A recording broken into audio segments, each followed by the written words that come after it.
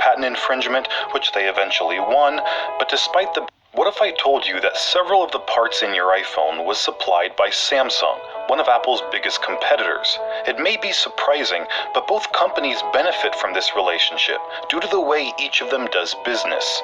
Apple started as a product retailer, not a manufacturer, and although they did operate the assembly lines of early Macintosh computers, Apple never made their own memory chips, processors, or displays. Instead, they submitted designs to third-party manufacturers, leveraging their expertise in existing assembly infrastructure. Companies like Apple are called fabless. They design and market hardware while outsourcing the manufacturing to someone else. For example, they designed the iPhone, but Foxconn manufactures it. This approach also extends to individual parts.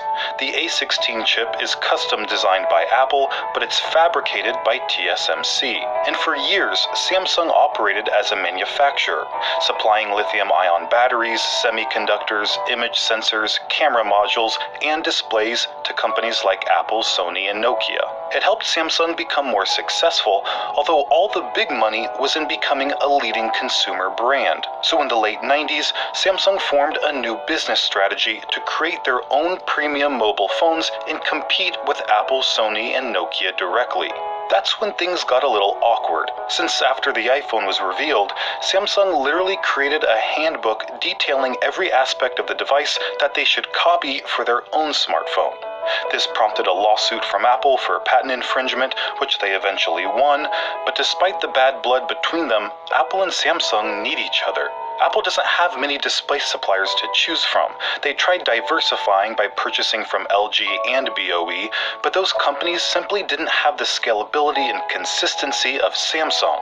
That's why, even to this day, over 70% of the display panels used in iPhone 14 models are from Samsung.